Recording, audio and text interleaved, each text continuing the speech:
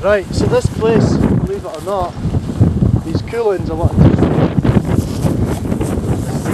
This brilliant movie. Alright? It's not been made yet. Alright, it's a movie in your head.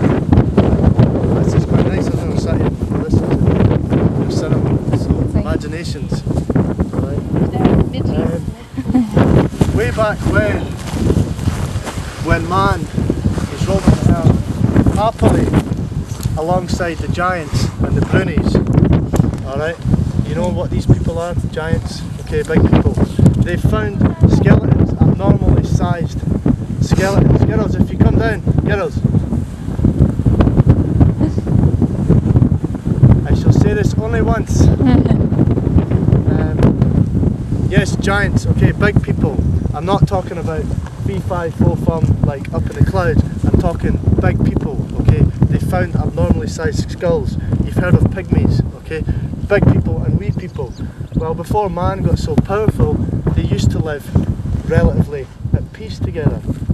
Places like Skye, ideal place for a giant to roam, okay? And it's said that of all the big glens in Scotland and all the islands, they each had their own giant warrior, okay? And they were a protector of the people of these islands. Now, one slight difference with the Isle of Skye, the beautiful picturesque Isle of Skye, was that they didn't have a giant, they had a giantess. Alright, so it gets a bit more interesting. She was called Skahathh, alright, Skahathth, remember that? Okay. Now down on the south of the island, it said that she had a huge big warrior school where she used to train up and coming young giants. Now Skahathth was so infamous, she travelled all around the world. She trained with Shaolin monks, she trained with, you know, ninjas, she trained with the best of all around the world. So she was pretty infamous in the Highlands, you know, she was great. But she had this school and the school went quite well. You know, it kept her busy, but you know, she was a great woman, alright? She was, you know, forget Lara Croft, forget Xena Warrior Princess. She was, you know, she was tall, she was dark, and she had striking features. And she was great, she was absolutely great. But she had this warrior school, which was okay, it amused her a little bit, but she never had anyone really to fight, you know?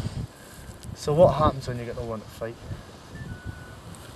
You get bored. You get bored? What do you do when you get bored? You eat. You drink. You drink. She's a giant, she already had to drink loads. But yeah, she was a giantess, but she liked to drink, okay? And the pub down here, there used to be a little pub down here where that one now is. And Skahathth used to go in and she would have a laugh once she'd finished training with the guys at the warrior school. She'd sink about 20 barrels of Guinness, and then she'd move on to the whiskies, and then she'd move on to the alcohol pops or whatever else there was going for her. But then she would be lying there half cut, a bit wasted, and the barman would say, Skahathth, any chance you paying for some of those drinks? Now Skahathth, she was so away with it in the first place. She was like, you know, uncommunicatable.